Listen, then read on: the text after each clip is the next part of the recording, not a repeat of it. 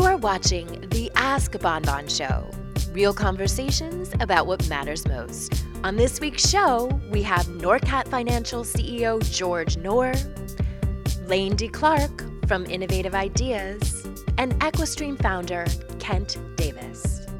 Interesting businesses, innovative entrepreneurs, all making a huge impact on the world. Hi, I'm Bonnie Bruderer, and you're watching the Ask Bonbon Show, real conversations about what matters most, where we bring you the people and the tools to create the life that you love. Entrepreneurship is tough. Many people have an idea or a vision of starting their own business, but few do what it actually takes to persevere and create a successful business. Today, I'm going to introduce you to 3 successful entrepreneurs. George Knorr is a multilingual entrepreneur and real estate professional since 1978. Mr. Knorr's passion remains in the field of real estate and finance. He currently operates in several states and continuously refines and expands his operations. Well, in simple terms, I think what we do is take an investor and we put him in a position to be a banker. Instead of borrowing money from a bank, he actually becomes the bank and invests money in a secure, safe way and receive very good returns on that investment. How specifically do you do this?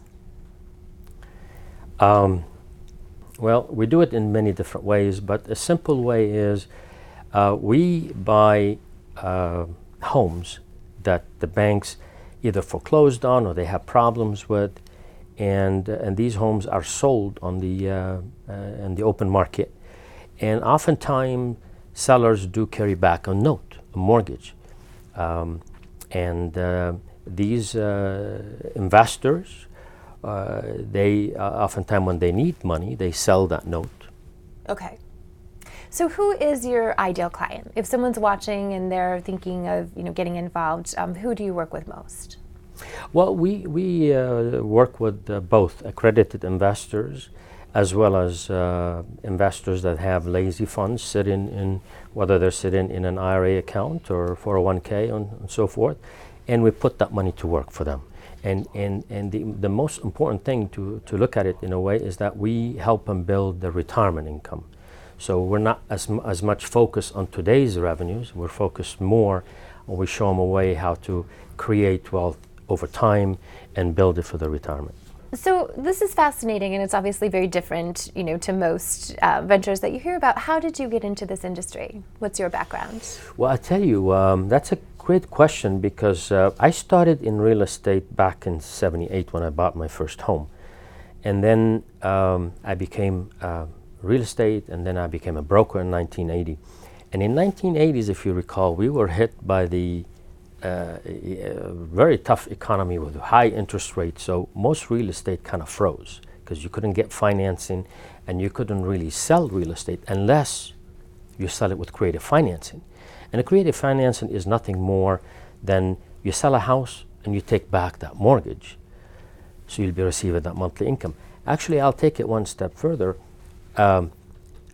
Most investment is as an investor, you begin accumulating real estate, and then you wait for time to build equity until you get to the third and final phase of retirement. So you sell that real estate. Now, when you do sell that real estate, you're going to get hit with a lot of taxes.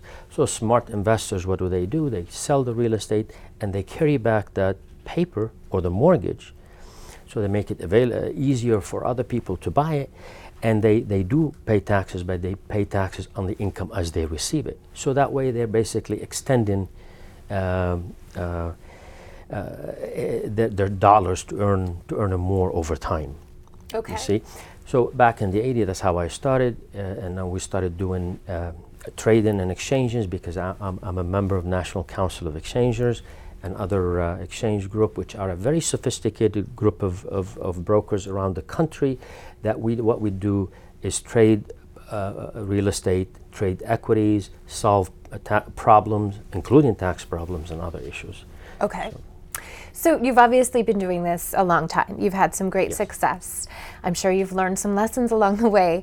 What advice do you have for people as far as lessons you've learned, and how does your company help mitigate that? Well, I tell you, I bought my first note back in 1982.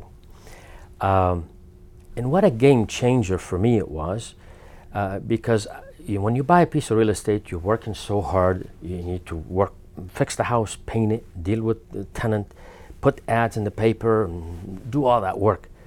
When I bought my first note, nothing happened.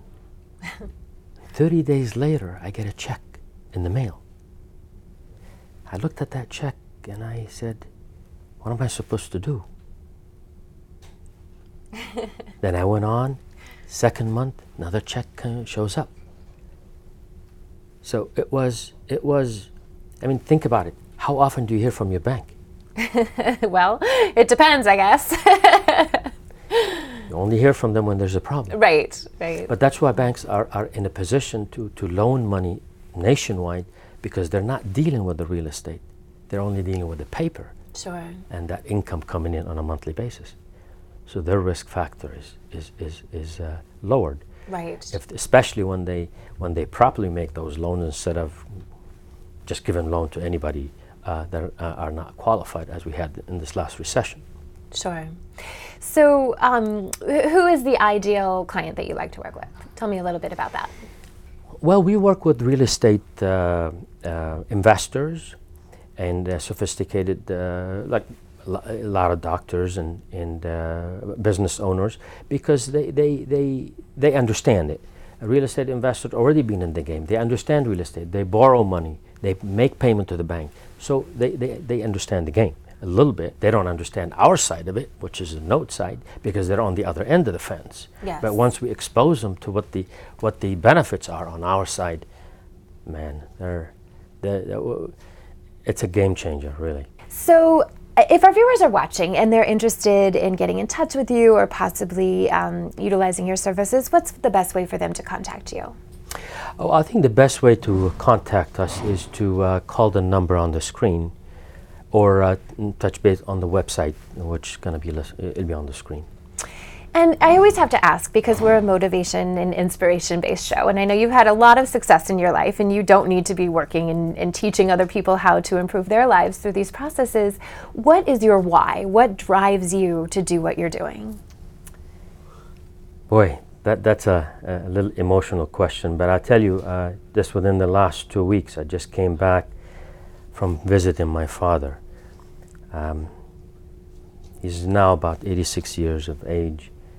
And that man, over the years, he was the toughest thing you could have. He was a workaholic. I don't remember having a vacation with him. But he was driven so hard, and he became a multimillionaire. But I asked him a question when I saw him frailing, weak. He didn't have the strength in his legs anymore. I saw him, he didn't have the strength in his hands. And I asked him, Dad, if you had to do something over again, what would you change? And he looked at me and shook his head and he said, Son, add in working this last 24 years after I hit my 60s, just to make a few extra zeros to my net worth. I would give it up and go back and change and spend more time with the family and my kids and sons that are over. They traveled and went all over the world. They're no longer around me. Well, I'm getting to an age that really woke me up, because I've been working very hard as well for many years. And recently I met a great promoter and excellent personal speaker. And he brought me back, and he was trying to push me to share the 35 plus years of experience that I've had. Yes, I use it for my own benefit, but he asked me, what's your legacy going to be? So it brought me back to thinking about what my father said. Is it going to be a few extra zeros? Was it something I can open up myself? I've always been very private.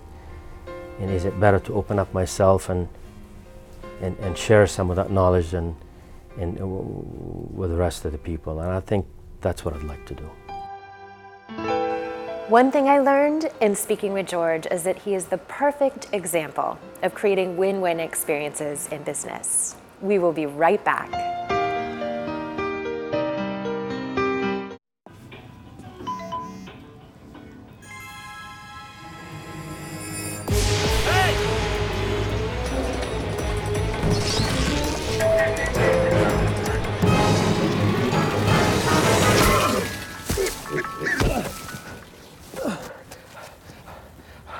So, same time next week? Well, of course. Put away a few bucks, feel like $1 million. For free tips to help you save, go to Feed the Pig. Our next entrepreneur is my dear friend, Lane DeClark.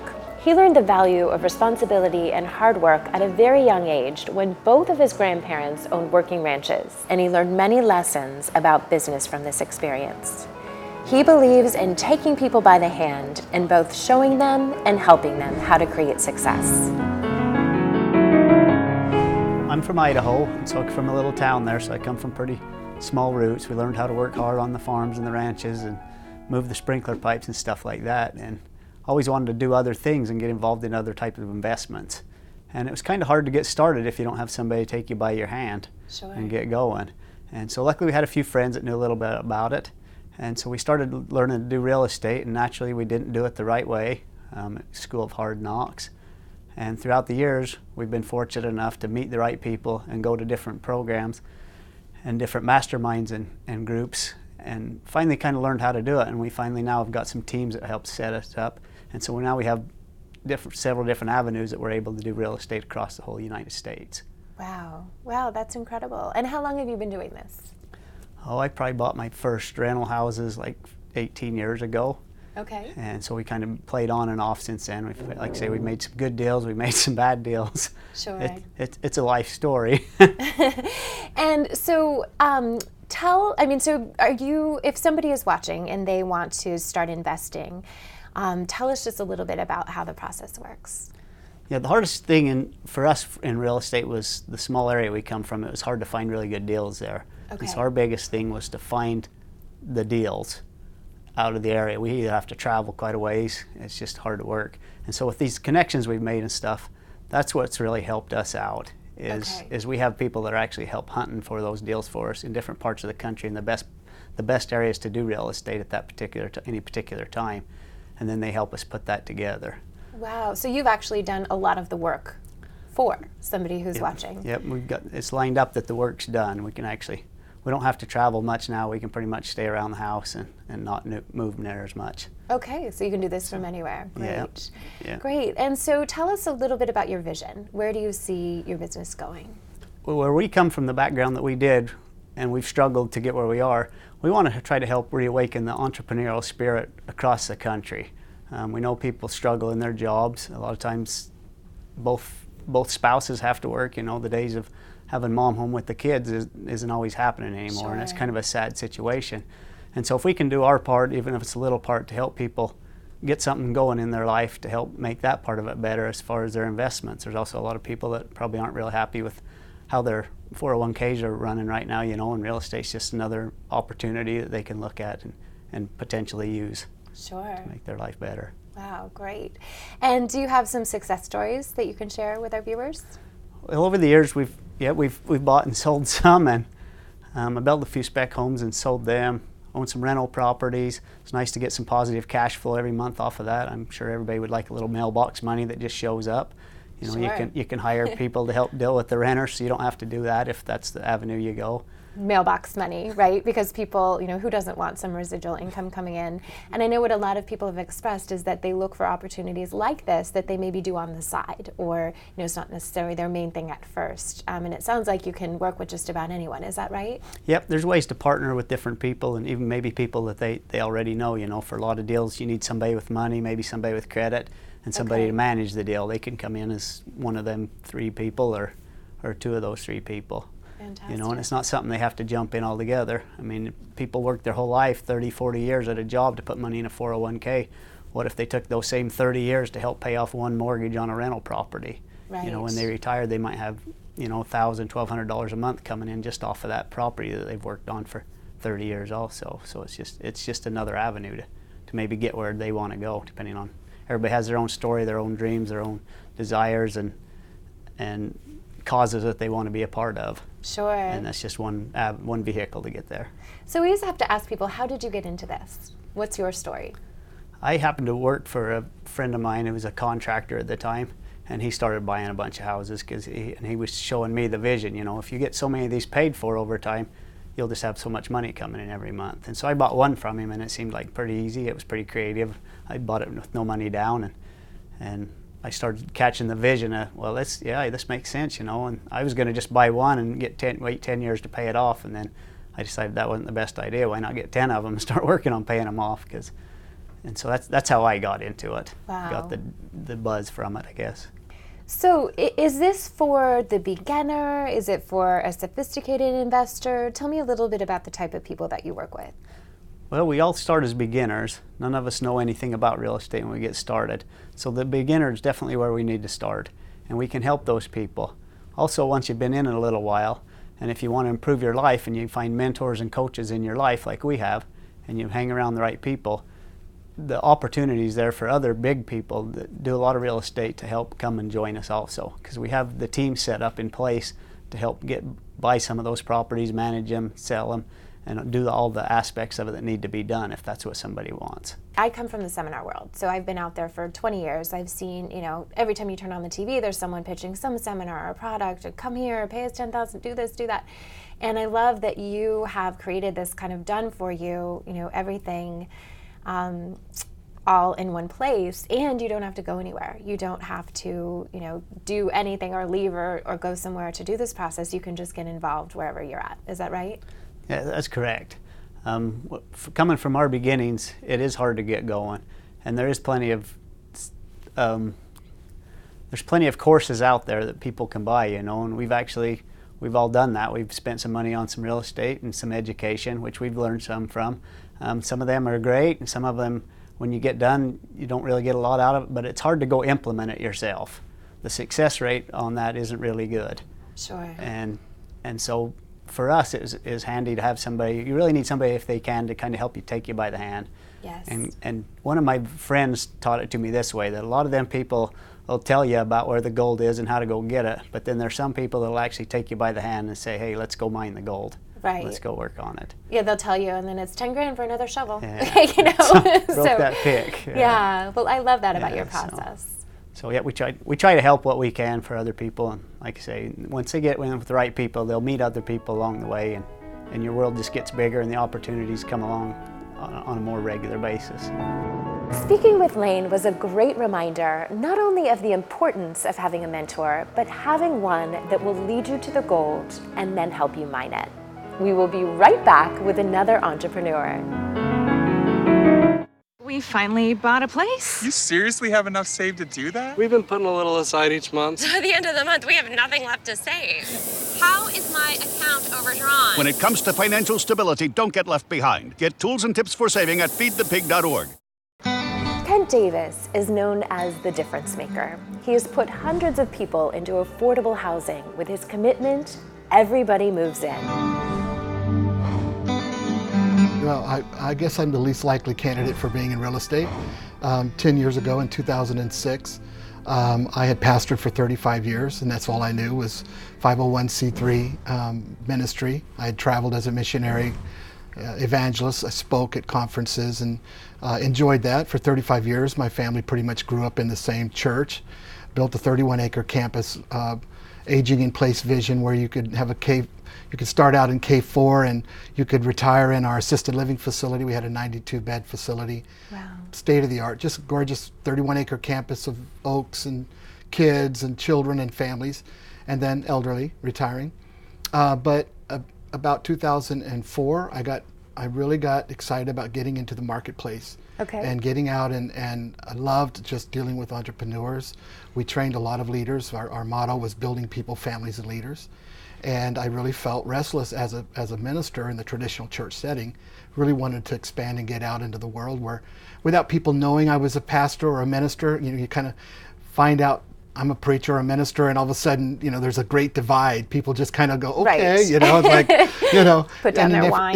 Yeah, okay. Their own judgments would limit the ability to really get to know them. Sure. And I didn't like that, and I wanted to get across that line and really get to know people before they found out, maybe my DNA in terms of the ministry background. And I really fell off the truck and landed on my feet by meeting a gentleman who was deeply vested for 45 years in the REO world. He knew bankers and lien or title holders and auction companies and servicers for banks. And so he had a lot of relationships with lenders who basically were in the job of liquidating assets that the banks had on their roll that they didn't want anymore, that were non-performing, or banks that had taken properties back and now they were entitled to those properties and they wanted to exit those properties in bulk nationwide. So I was on a hunting trip and I met this gentleman who changed my life, and I kind of got into it. I bought my first pool of assets. You could call them assets. They might have been more liabilities at the time because they were pretty beaten up in the worst markets and the worst parts of those markets and about the worst houses in those bad markets. But I found that there was value in that, and I started buying those homes. And I found out that most of these homes couldn't be sold in a traditional sense. Okay. They really had to be owner financed, and so I began to started a business model that basically, if I own the property, anyone can move in, anyone can have the wonderful gift of home ownership. And so I began to owner finance people. Wow. So I buy these very, very low for pennies on the dollar, and I would find families that would come to us basically for a small down payment with a job. They could own the home for less than they could rent for. So we were helping people, and we started doing that, and over the course of 10 years we've developed a family of companies that now do this on a daily basis. Wow. From coast to coast. In fact, Hawaii, now in Puerto Rico. I think we're in 38 states right now this month, and we're basically every day placing families in homes. And our slogan is everybody moves in. If you have a job, we're going to put you in a house. What a great we'll slogan. make sure that it's affordable. So where do these homes come from? That's a good question. We deal with about 200 sources. We found out that banks want to sell their assets. If we chase them, then we're chasing the deal, and it doesn't work as well. Okay. But we've built a reputation that when the banks want to sell their properties, we're buying.